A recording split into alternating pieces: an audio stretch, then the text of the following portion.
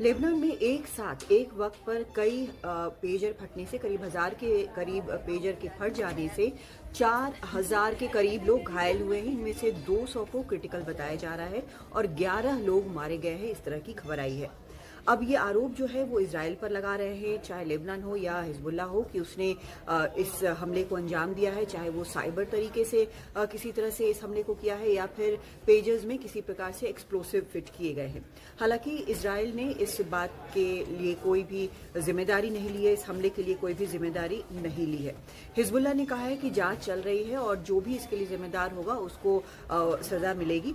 लेकिन बड़ा सवाल अब ये उठ रहा है कि क्या इस तरह के हमले से नेचर ऑफ वॉरफेयर यानी युद्ध करने का तरीका क्या अब बिल्कुल बदल गया है? इस सवाल के जवाब के लिए दो अहम फैक्टर्स हो सकते हैं। पहला सवाल ये कि क्या इसे सामान्य युद्ध या कन्वेंशनल युद्ध हम मानेंगे, क्या ये नियमों के मुताबिक हो रहा युद्ध हम मानेंगे? दूसरा सवाल ये है कि अगर इसे किसी भी प्रकार से एक युद्ध का हिस्सा मान भी लिया जाए तो क्या ये नैतिक रूप से सही है जो हमला हुआ है? इसमें क्या क्या फैक्टर्स आते हैं? सबसे पहले बात करते हैं कि कन्वेंशनल जो वॉरफेयर है वो ये है या नहीं है। 11 अक्टूबर 2023 को जो इजराइल पर हमला हुआ था जिसमें 1200 आम इजरायली नागरिक मारे गए थे, कुछ वहां पर अगवा किए थे हमास ने। उसके बाद इजराइल ने जो जवाबी कार्रवाई की है उसमें 41,000 से ज्यादा फिलिस्तीनी मारे गए हैं और ये कार्रवाई जो है वो अभी भी चल रही है। लेकिन ये युद्ध जो है वो एक फ्रंट पर नहीं है बल्कि कई फ्रंट पर चल रहा है और सबसे ज्यादा जो नुकसानदेह फ्रंट बताया जाता है वो नॉर्दर्न फ्रंट बताया जाता है, जहां से हिजबुल्लाह जो है वो लगातार हमले कर रहा है।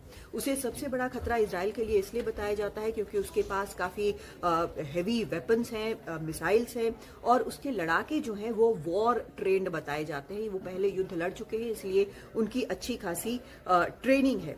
यहाँ पर अमेरिका ने भी ये कहा है कि इजराइल को उसका पूरा सपोर्ट है। वहाँ पास के समुद्र में उसने युद्धपोत लगाए हुए हैं, अलग अलग जगहों पर उसकी टुकड़ियां मौजूद हैं, लेकिन तो भी ये एक खतरनाक युद्ध हो सकता है। और अमेरिका ने इजराइल को ये हिदायत दी है कि हिजबुल्लाह के साथ वो युद्ध को एस्केलेट ना करे। लेकिन इजराइल ने ये कहा है कि उसके युद्ध का एक लक्ष्य ये भी है कि उसके नॉर्थ में जो इजरायली रहते हैं अपने घरों में, जिनको इवैक्यूएट करना पड़ा है हिजबुल्लाह के लगातार हमलों के कारण, उनको वापस लौटना जरूरी है और इसीलिए ये लड़ाई जो है किसी न किसी प्रकार से हिजबुल्लाह पर वो हमले करेंगे।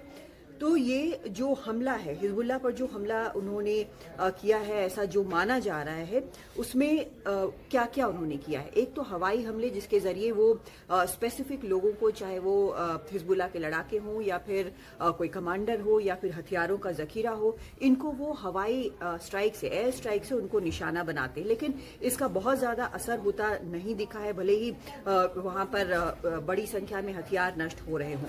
शायद यही वजह है कि मौका मिलने पर पेजर जैसे हथियार जैसे जरिए को भी हथियार बनाने की कोशिश हुई है। वैसे ऐसा नहीं है कि अनकन्वेंशनल मेथड्स का इस्तेमाल इजराइल ने पहले नहीं किया हो।